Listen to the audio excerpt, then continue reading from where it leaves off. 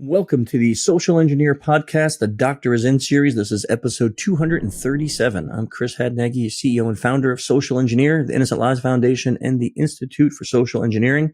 And I've been hosting this podcast since way back in 2009. Since it is the Doctor is In series, we need a doctor, which I am not. So my very doctory co-host is none other than Dr. Abbie. Nice to have you here. Nice to be here, Chris. I'm Dr. Abbie Maroño. I'm a behavioral scientist and the Director of Education at Social Engineer. I specialize in nonverbal communication, trust, and information elicitation, and the psychological mechanisms that underpin human decision-making. I have a PhD in psychology, and I specialize in behavioral analysis. I think you should add doctory to your bio. Yeah. I am Dr. Maroño. That's great. Now that just sounds bad. I don't know. Like, how are you doctoring yourself? That's weird. Okay. Well, I'll take that into consideration, Chris. Yeah. And moving on quickly before this digresses into something else, let's do a couple quick housekeeping announcements. So as always, this podcast is sponsored by Social Engineer LLC. There's a lot of new things on our website if you want to check it out. We got new training out there. We have audio courses. We have 2-day nonverbal course that Abbie is teaching. That will be a first for us. Really excited about that one. It's a virtual course. You could take it from wherever you are in the world. And that will be in February of the new year. So if you want to get in on that, you should definitely go check it out at social-engineer.com. Our audio course is out. That's on the art of information elicitation. So, or actually the science of elicitation information. And you should definitely go check. It's an amazing course. It really is. I'm really, really proud of what we put out there. In addition to our whole 2024 training schedule is up on the website. So you can feel free to reach out to us if you have any questions, but you can find all information about our training and our services at social-engineer.com. If you like the topic of social engineering, you should definitely be in our Slack channel. I think we're up to almost 1,800, somewhere in there, where a lot of people every day talking about all aspects of social engineering. Patrick is really, really active in that channel, but we also have a job board where people have come in, companies have come in and hired folks who are looking, and those who are looking can post that they're actively looking for work. We've had 10 people find employment in the InfoSec community because of being in the Slack channel, but also we're just family-friendly, all legal chat about anything to do with social engineering. So if that sounds like something you're interested in, you can find the link in the show notes. And if you can't, just ping me or Abbie on LinkedIn, and we'll be more than happy to get it for you. And I want to invite everyone who's listening to take a moment to go to innocentlivesfoundation.org. If you're not familiar with our organization over there, it's a nonprofit that both Abbie and I work with. Their mission is to help find people who are trafficking children and who are creating child abuse material so that they can be apprehended by law enforcement. We're not a vigilante group, so we're not doing any of those weird things you see on YouTube, like where we're confronting people at a grocery store and embarrassing them. We are trying to work very closely with law enforcement to have these people get apprehended so children could be safe. You can check out our mission at innocentlivesfoundation.org. You can support us either by volunteering or through donations, since we are a 501c3, a nonprofit. And you can find out all sorts of info for you. If you're a caregiver or a parent, you need to talk to your kids about these things.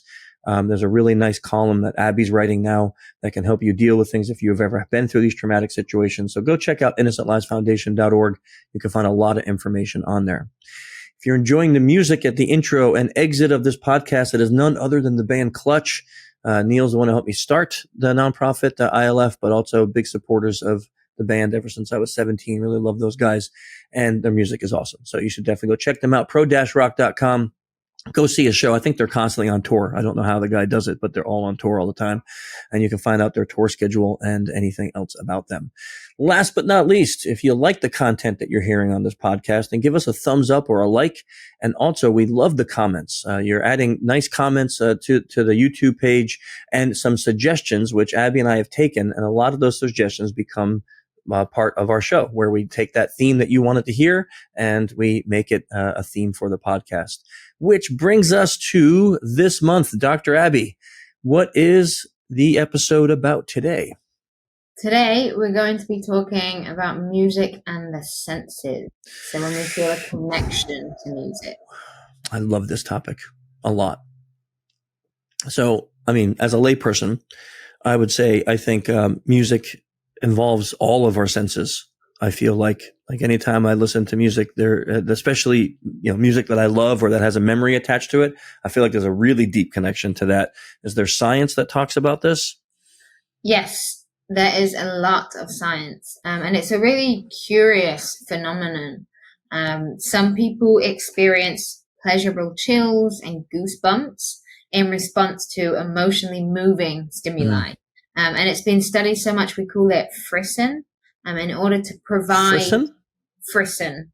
Yeah, I think that it's a French term. And it was because it was called so many different things in the literature. We needed a collective term to provide continuity when talking about it.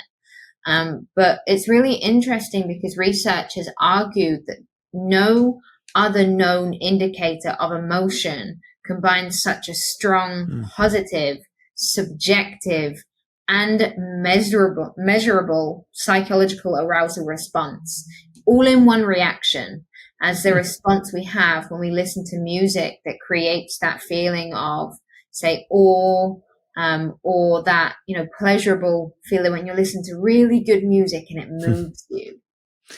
So there has to be some subjectiveness to it though, right? Because, we know this, what you consider good music and what I consider good music are completely different. And you would not have the same emotional response as I would to a song that maybe has a very strong memory or something to it. Yep. For example, I don't have the same response to, say, heavy metal as you might. I have a very different response to that. I know you love it so much.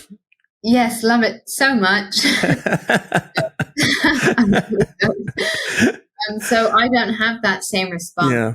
So there's obviously individual differences, and you've covered the most obvious one. The big one really is that liking. The degree to which an individual reports liking a piece of music is positively related to the intensity of the experience of frisson.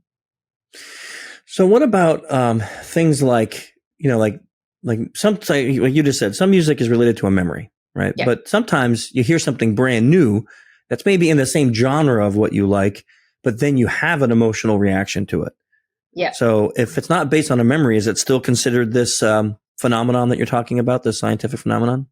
Yeah, and there's different types of chills. And what you just said is really nice, where it's not necessarily emotionally related, because there's two really distinctive types. One, and it's linked to awe. So the fear, Awe? so fear or awe, yeah. Okay, so awe, yeah.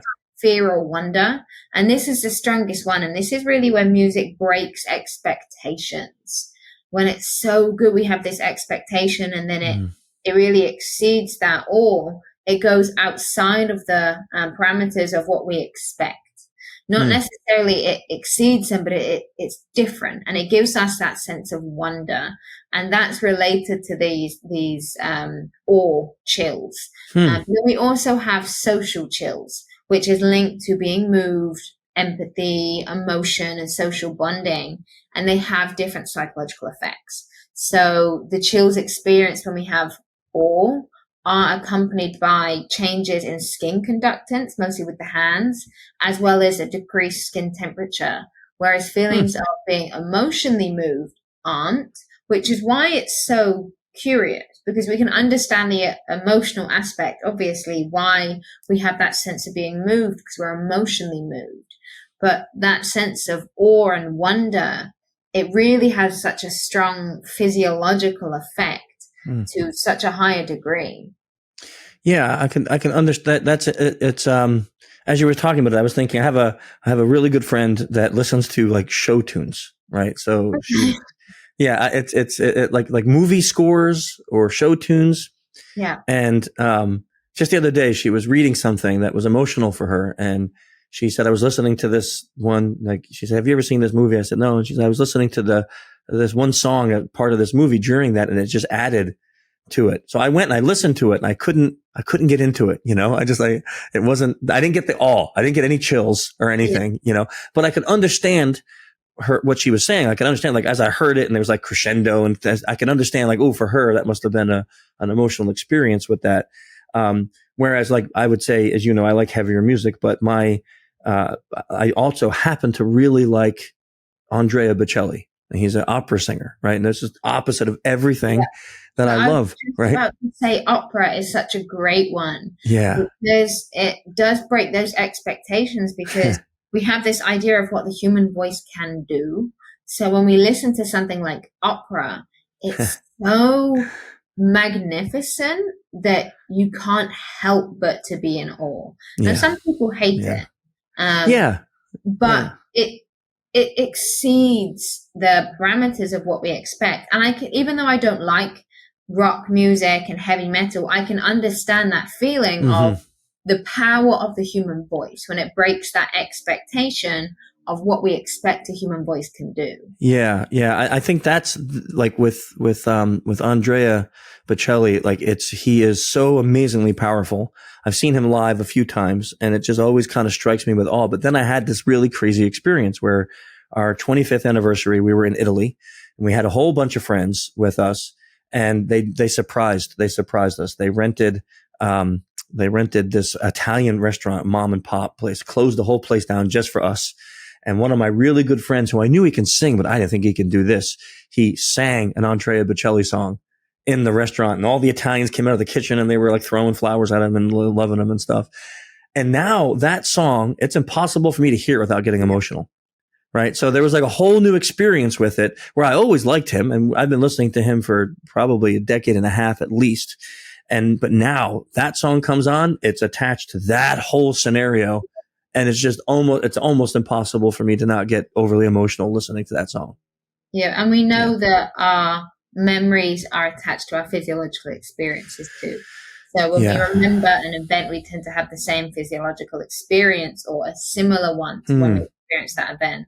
Also, when you answered your response, I scratched my face, and then you scratched your face straight after. Mimicry! Mimicry. If you want to listen to our previous episode.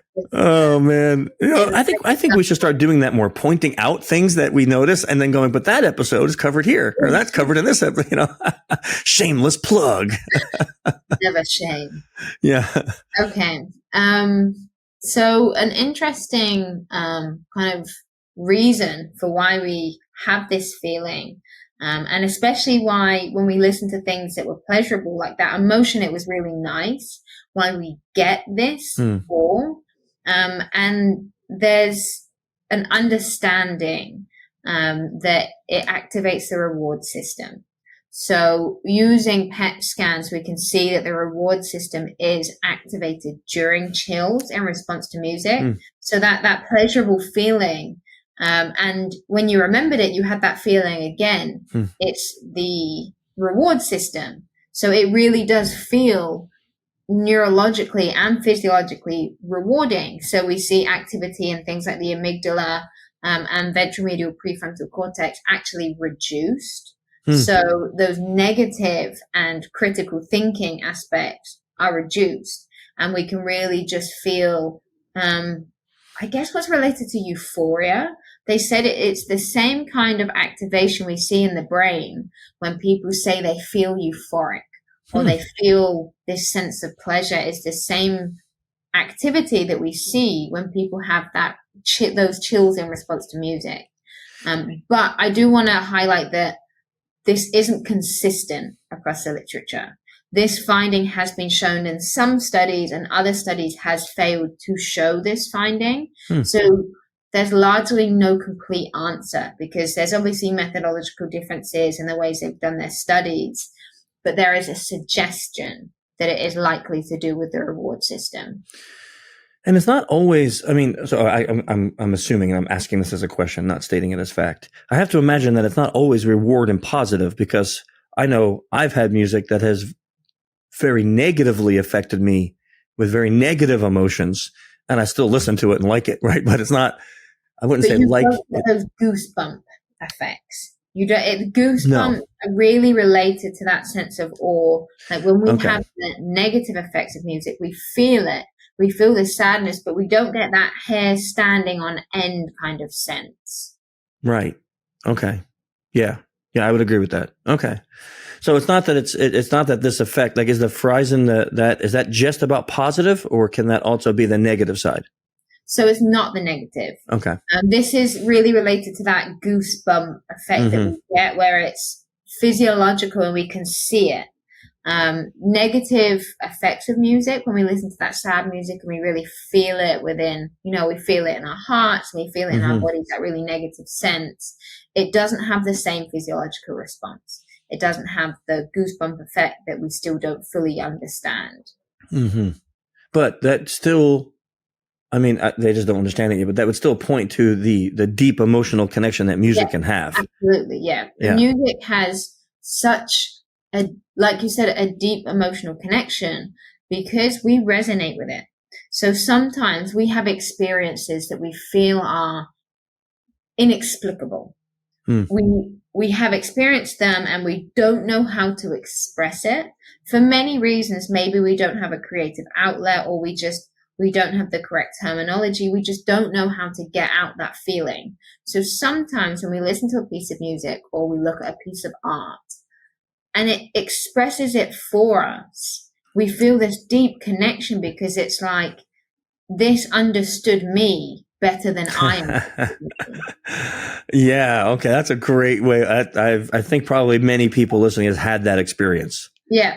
And sometimes it really helps you understand your own emotions, and you can look at the comments on artists' YouTube videos, and there's so many times people will say things like, this music helped me so much. It helped me heal in ways we don't understand, because it can help us understand things that we feel, that we don't know what we feel and we don't know how we feel. And having someone make something that feels so intangible into something tangible, they've put words to it, they've put a beat to it, they've put a melody to it, it makes it feel real. And then a lot of the time it can help us deal with it, because now it's not intangible. Now it's something that I can see. And now I can start to figure out, okay, now what do I do with this? Now that it actually is something, it's not just this sense of, lots of question marks of I don't know what it is that I feel. Yeah, that's an interesting thought. I didn't actually think about that powerful part, right? Like, especially I think in the recent years with music videos, like how many people, it seems like artists have put a lot of time and energy. You weren't alive in the 80s, but music videos were really lame and kind of just silly and goofy. And now it seems like there's stories being told, like there's a whole storyline and it's almost like a little miniature movie, and it's just a music video. And I think that even adds more value to it. Like, you're now hearing the words, you're having that emotional connection, but now you're seeing the story that the artist wanted to tell. Yep. There's a song, an Ed Sheeran song, and I can't remember what the song is, but in the video, it's an old man, and the old man, he gets dementia and it goes through his life. And I can't watch it without just breaking into tears. And when you said that, I got goosebumps, by the way. There you go. And it did break expectations. The song was moving, but I didn't feel that with the song. It was when the song was coupled with the video that like I said, I can't watch it without breaking down. And my dad sent it to my whole family because he was like, who wants to cry? He just knew the effect that the video would have on us. And he knew that, like, if I sent it to you, I guarantee, Chris, you would cry too. Oh, I'm 100%. I would. Yeah, it moves you in a way that you don't expect it to, because you think, I'm not going to cry this music video. And then, 30 seconds in, you're booing like a baby. No, I get it. There's a very heavy song that if you wouldn't, but if you listen to it, you'd be like, yeah, this is not emotional at all. Yeah. And then they coupled it with this video, of this guy who, like, his love has died and he can't deal with the loss. And it's like, what the heck? I can't be emotional about this heavy screaming guy, but now you're like emotional over this song. And it is the video had made a whole new meaning to that song that I would never have gathered just from listening to it alone. But now you can be driving down the road and it comes on and I start picturing the video, right? So I'm not even watching it, but I'm picturing the video and I'm like, oh no, this is not the right time to be crashing into a tree, Yeah. So John Lewis do a really, really good job of this with their adverts. I don't know if you have John Lewis here. It may be a UK thing. No, I don't know that. Every Christmas they release these really long adverts. And everybody waits the year, and then everyone's excited for these John Lewis adverts, and they're always so heartbreaking but heartwarming. Yeah. And you're just crying at this, like, no, whether it's a penguin or a snowman, whatever's in the video. But it's just an advert for their store, but they do it so well, where it takes you on this story and the music coupled with it. And it's so moving. Yeah. We don't have those, but I was trying to think. I don't think that. I mean, I don't really watch TV like now. It's all streaming, so there's no commercials. But I can remember Coca-Cola used to do that with the polar bears. And they would come out with these commercials that, you know, try to get your heart involved with these polar bears and all this stuff. Yeah. So, but yeah, not the same thing, obviously. But you remember them, right? I mean, I can't remember the last time I've seen a commercial, because I just watch streaming all the time, but I still remember those commercials even when I was a kid, just because of how they did them. Yeah, it's the same but kind of different with horror films. There's a horror film, I think it's called something like Sinister or something. I do not like horror. It is not it's not my thing. But sometimes they will play music that it breaks expectations of what you expect. Like, it will be these noises that make your hair stand on end. And it's not all like, how wonderful. Yeah. You know, oh, this is so creepy. Great. Love this so much. Yeah. It's more, I feel uncomfortable, but I also don't know what's coming. The music gives me goosebumps, but it's in a different sense. Like, I don't know what is to come. My nervous system is kind of waiting for it to tell me what's coming next. Right. And those films, just with that kind of music, it really gets you in that fear mood. Yeah. And has such a stronger effect than if they didn't have any music. And they know the effect of this. They know that it brings you into the scene in a way they otherwise couldn't. I saw this great reel. There's a very famous movie with Chuck Norris and Bruce Lee, and they're going to fight, right? They're in a fight scene. And as they're kind of circling each other, they start taking their shirts off to fight. But this reel, what they did is they replaced the music that was in the movie with like Marvin Gaye, you know, like let's get it on. And it changed like the whole scene. Yeah. No longer is Bruce Lee and Chuck Norris fighting. You have no clue what's going to happen next because they changed the music for this scene. Yeah, it's like, have you seen Jaws? Yeah. Oh yeah. Dun, dun, dun. Yeah. You know you know that something's about to happen. When you listen to it for the first time, it puts you on edge. Yeah. Instantly, it puts you on edge because you're like waiting for the next and then it gets faster. Change that music to something very bubbly. It doesn't really have the same effect. It does not. No, and then when the shark pops out of nowhere, you actually still jump, even though you knew it was going to happen. Yeah. This is why I hate horror movies, because I get scared. I get scared very easily. And then I punch things, and that's always a problem. like Maya always says, I can never, ever, ever do like a horror house, because I literally would just, if they jump out with like a fake chainsaw, I'm just going to punch them. So I'm going to get arrested if I go to one of those. I'm the opposite. My flight response is so So you run. It's so good. I don't just run. My entire body ducks to the ground. My legs just stop working. The instant something scares me, my legs stop working. I'm on the ground, and then I'm scrambling to That's the worst, though. That's the worst, because if it was a real attacker, now you're just on the ground. He's like, stab, stab, stab, stab. You know? I'm on the ground, and I'm scrambling on my knees, trying to run away. I need to see this. I'm in a crisis situation. I am the worst person in a crisis situation. I don't know how we got on this. I'm punching. So if we ever go to a horror house together, I'll be punching everyone, and you'll be on the ground like a legless dog, just trying to. A turtle lost its shell. You're just laying on the ground. Help! I can't get him. And I'm just punching everyone in the face. Okay. But there would be some really scary music in the background. That's all I got to say. Yeah. Oh, okay. Well. Anyhow. Synesthesia. Yes. Oh boy. This is an interesting one. Yes. This is fascinating to me. Please describe. Yes. Okay. So this was actually the inspiration for doing this episode. talking about music and the senses. And I wanted to kind of cover the grounds of how they're connected first before going into synesthesia. But synesthesia, for anybody that doesn't know, is when we hear music, but you see shapes or visual patterns. And synesthesia is basically a fancy word for when you experience one sense through another sense. So I have my son experiences this. So I know we've talked about it, and I don't. So it, like hearing it the words make sense, right? But it doesn't make sense that I would hear music and I like see a square or something, you know, or whatever. I don't like that part. So how does that? How does that start? Like what happens in the brain that some people have that? And is this common or is this uncommon? So it's not particularly common.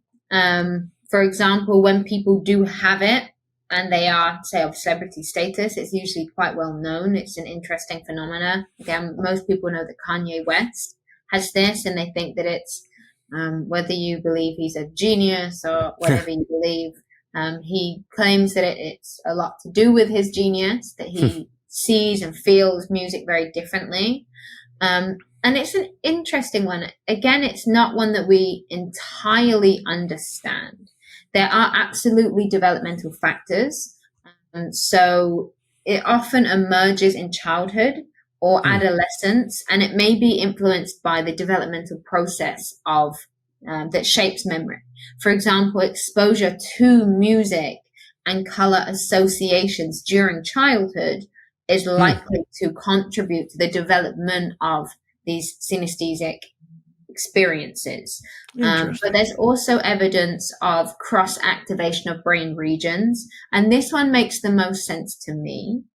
That when we have increased connectivity or cross-activation between regions of the brain responsible for auditory processing and visual processing. So when we're seeing something visual, we see this activation in both parts of the brain, it would make sense to me that that would lead to synesthesia. So in other words, when, say, a musical stimuli is perceived, it activates also auditory and visual processing areas of the brain rather than just the one that it's supposed to activate. That would lead to synesthesic experiences. So is it, I mean, I don't want to ask this, like, this may be a dumb question. Is it a problem? Like, is it a flaw that should be looked at? Or like, I mean, it doesn't sound like it, but I'm just curious because you're saying like different parts of the brain are now being activated, but since it's not common and it's not normal, could it be problematic? You know, I love that question because it's similar to things like dyslexia of when it's different, because it's abnormal. It's not the norm. It's not what we expect a general healthy average brain to be doing. You know, we have a visual center. We have an auditory center for a reason. If we were like, who cares where they're processed? The brain just does its own thing. You know, everything would be a mess. We'd never have coherent thoughts. So the brain is structured the way that it is because it makes sense to be structured that way. But when things go awry, we know that there is a problem. It's abnormal. It's not what we would expect a normal brain to do. But is it a problem? I personally think that it's a really great thing that we have this diversity because like we have a lot of neurodiversity with things like learning disorders, like I said, with dyslexia. And now, of course, that comes with its own problems. Just like, you know, if I'm dyslexic, so I struggle with things that normal brains can do very easily because my brain is wired differently. I have an advantage in other areas. When it comes to pattern seeking and when it comes to things that other people are like, this is so confusing, this is a mess, I see it in a sequence. And I can understand it in a way that when I try and present it to other people, they don't see it in that way. And it's helped me as a researcher. Now, take that from an academic perspective and put it in, say, a creative perspective. If your senses are wired very differently to other people, maybe you struggle with things that they don't. They don't see music or hear music in the same way. They have a very different experience of it.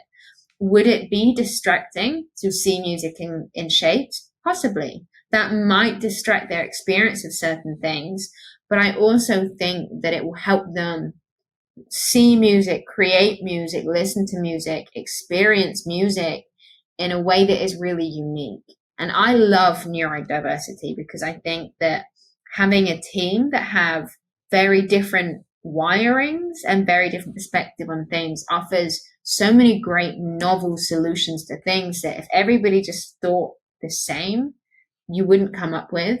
Yeah, that's for sure. Look at Kanye West's music. A lot of it is really challenging, creatively challenging, which is why he's so popular a lot of the time, because it does break expectations. And if that is because of synesthesia, that makes sense to me. Yeah, Colin, he taught himself how to play guitar. He never took a lesson, right? And he way later in life, he tried when he was younger, and we even got him lessons. And then just one day he just went and bought a guitar and sat down and started reading things online and just started practicing. And now he can play the guitar. It's like, I'm like, that's not a skill I think I can ever pick up without someone teaching me. Like, I don't think a YouTube video is going to teach me how to play guitar. Mm-hmm. So I agree with you. Like, I think, so I had a question on that. So with your, you said you were dyslexic, but you learned how to use that to seek patterns. Did you figure that out, or like, did you have a method that you said, let me use this neurodiverse type of thinking to do something different?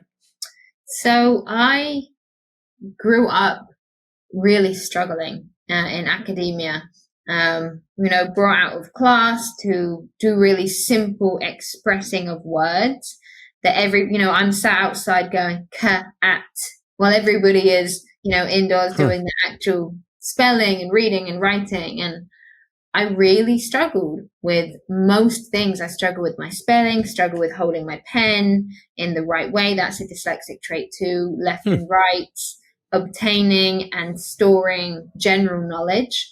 Struggled with those things that were all related to dyslexia. So I always thought that it just meant that I was stupid. I was slow. It wasn't like I figured it out myself so much as I had a teacher that could see I was learning differently. And there was a lot of shame for me. So where there was help provided, I stepped away from the help because I felt a lot of shame about thinking differently. I can't speak to whether that's the same for people that feel music differently. I think there's definitely a different connotation with creativity than there is with intelligence. I had a really great teacher that saw that I thought very differently, and she spent a lot of time working with me and teaching me different methods of learning. She took me outside of the standard curriculum and spent lots and lots of one-on-one time in her own free time to help me understand a way of learning. And then once I figured out a system that worked for me, and it was putting everything into a sequence and a pattern. And then instantly it clicked for me. As soon as I realized, well, I don't think this way. I think in sequences. I think in patterns. I think in this kind of dimension. I can't follow the way that they do. I need to take what they do and put it into my own system. Instantly, my grades went through the roof. And it was never that I wasn't capable. It was that I was just slightly different. And it's the same with synesthesia in that you are wired differently. It's not just a case of there's a deficit here. They haven't got deficits in their brain. It's that it's wired differently. Yeah. Fortunately for you, you had a great a teacher that took that interest. So let's say a parent or someone who is neurodiverse is listening to this podcast. What can they do if they don't have that? What can they have if they don't have this awesome teacher in their life to take that time? So luckily, there's a lot of really great free resources online. I wasn't really aware of it when I was younger, and I was never pointed in that direction. But there's so many nonprofits that provide templates for learning, videos for learning, and a lot of it is trial and error. Because it is new and it's not standard. Yeah. So you've got to figure out, well, I'm wired differently. So how am I wired? What works for me? So it is very time consuming trying to figure out what works, but there's so many free resources. Whether your diversity is dyslexia, then go to dyslexia help. dyslexia on government websites, disability help, learning disability help.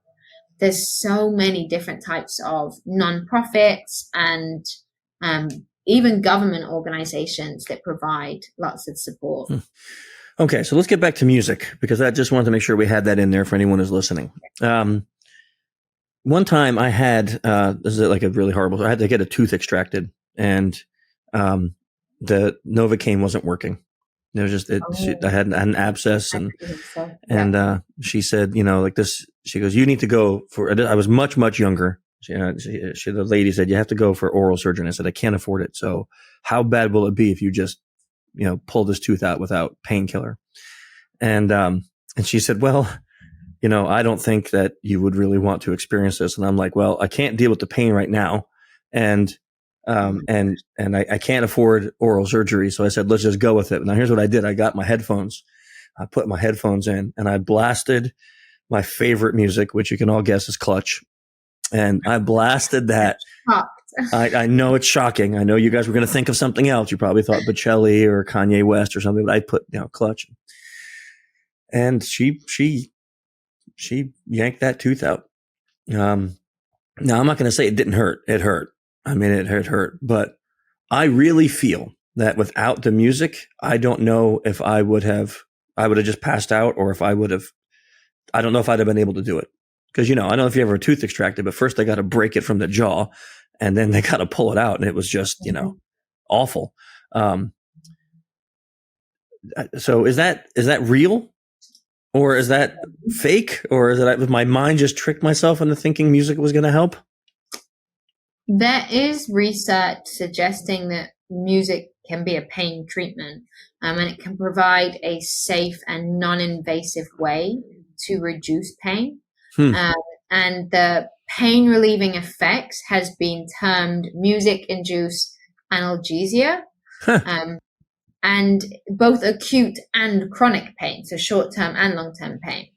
And it's believed that it reduces pain through the release of opioids and dopamine, yet it's not been directly assessed. And the argument comes from not directly assessed with a placebo until recent research. But the argument comes from the understanding that music is associated with pleasure. And opioid and dopamine systems contribute to a shared neurological foundation for both pleasure and pain. So when we experience that pleasure of listening to music, it's suggested that it could be a pain release because of that shared neurological system. However, this was kind of speculation. Studies had tested around it, but it was not directly tested against a placebo until a more recent study where they exposed participants to thermal pain while listening to auditory music. I know, I don't know how some of these studies get through ethics. Like we're going to put you through extreme pain, and we're going to burn you while you're listening to music, and I want you to tell me how bad it hurts. I don't know how they get away with these studies. Honestly, I really don't. But they rated their expectation and perceived level of pain. So how much pain do you expect to have, and how much pain did you have? And in relation to different kinds of auditory stimuli. There was no biological change.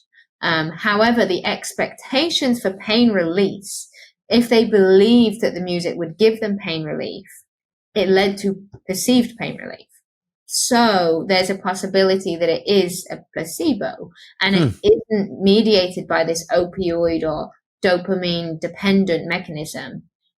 But it's not totally a placebo, because other studies have shown that there is changes in connectivity across regions of the brain and the brain stem when we listen to music that could contribute to reduction in pain.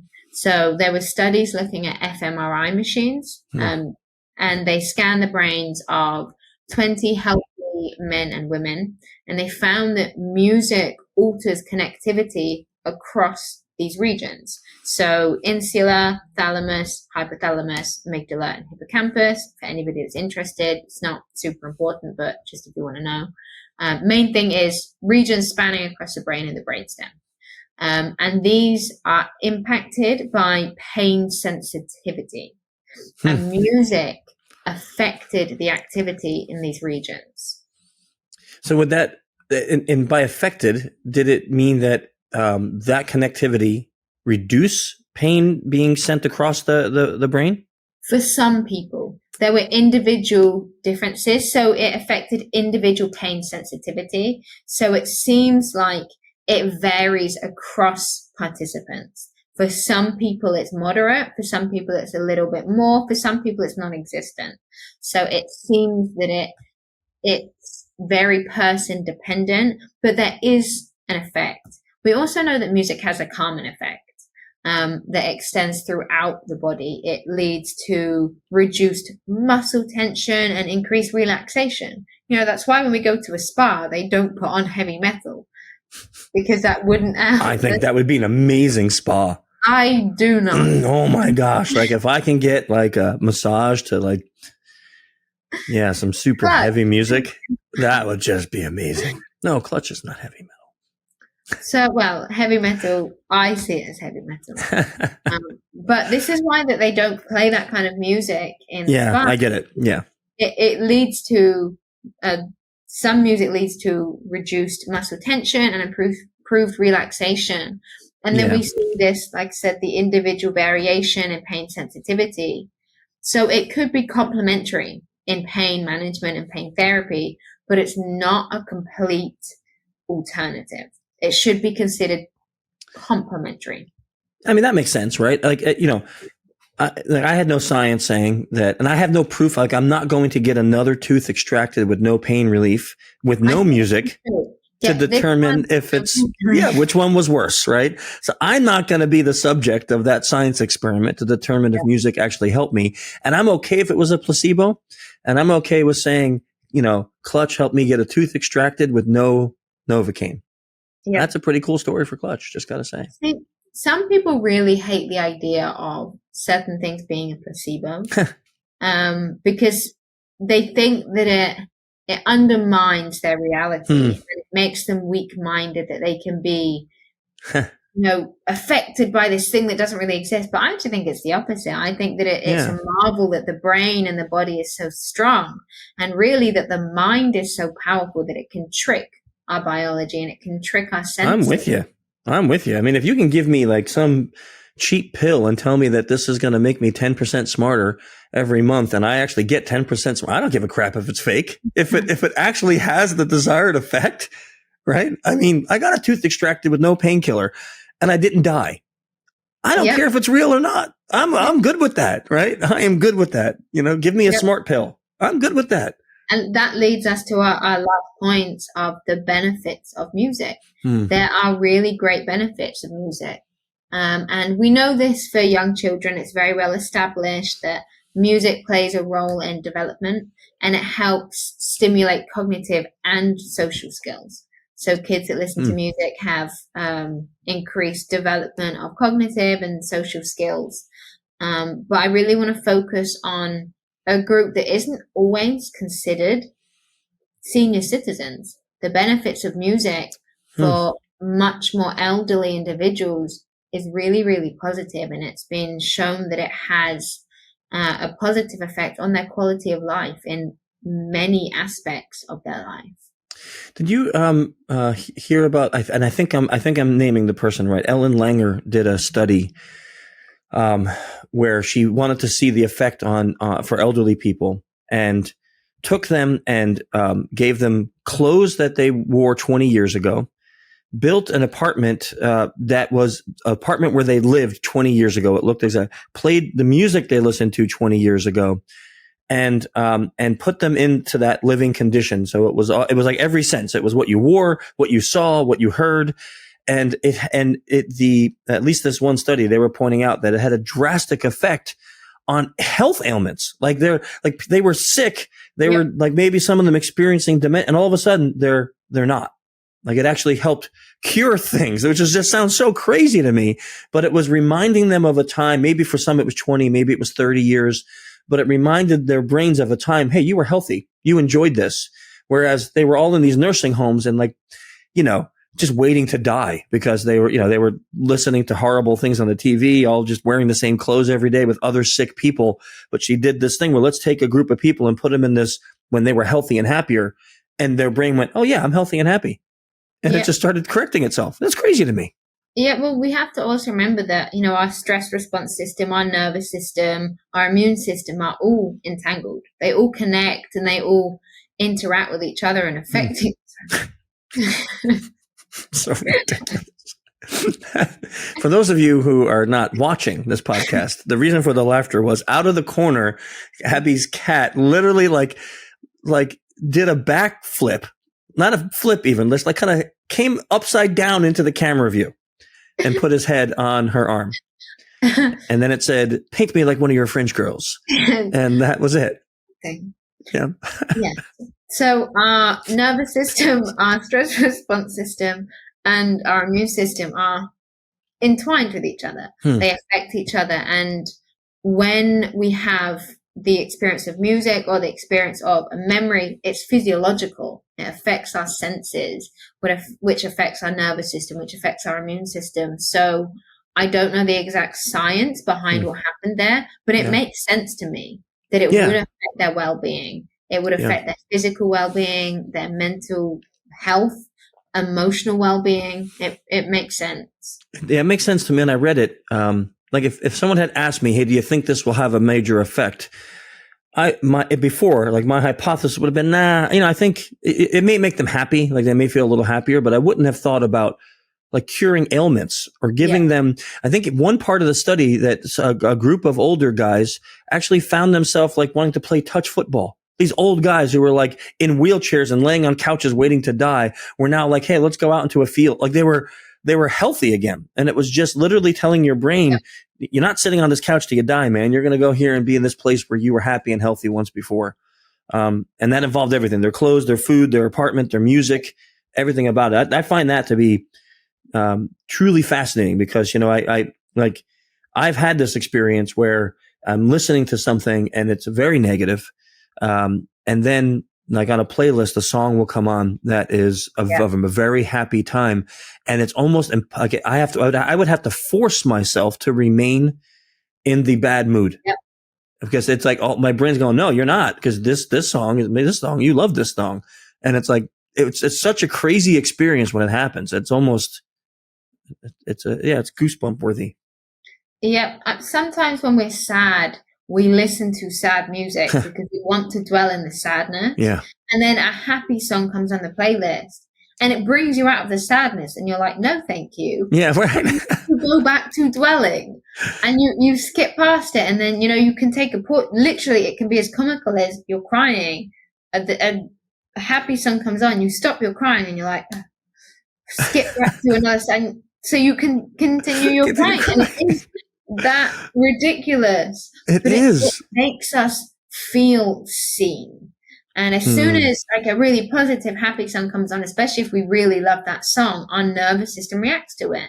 We have, neurochemical responses to it. Say we have adrenaline release, we're going to feel more upbeat.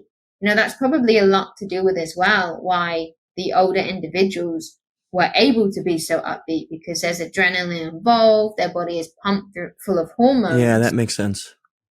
It makes a lot of sense. I was thinking about my other friend. I told you that she listens to like show tunes and stuff. And I asked like, well, why, and she's like, because it doesn't get me emotional. And when I'm working, I want music in the background, but I don't want something to come on that's going to make me distract or not, and I'm like, oh, I get that. Like when I was writing my books, I always like to listen to music when I'm writing, but it cannot be music with lyrics that I know because then I'll be singing along in my head and I can't think of multiple streams of words at the same time. So usually I'll listen to like EDM or something with no words. It just has a beat because then I could have music, but I'm not thinking about lyrics, and that's a big deal for me. That's interesting. The way I think this is a nice way to end the episode of a reminder that music can contribute to our emotions. They contribute to our senses. So be, thinking about what you're listening to and make choices. If you are feeling depressed and you are feeling low, when you listen to certain types of music, it's going to exacerbate those feelings that you have. And it doesn't mean go put on a country song or a rock song. Oh God, that would make me more depressed. Definitely don't. Yeah, no. But just be mindful of the way that you are affecting your experiences. And I think a love of art and poetry and music, it really has that physiological effect. And it's one of the joys of life, really having that effect of awe. It's a really wonderful experience. So go to an opera, go to a ballet or go to an art gallery and take those positive experiences instead of sitting home and crying to sad music. Yeah, I love it. And it is a great way to end. It's a great episode today. As always, there will be all the research. Dr. Abbie has a page of it.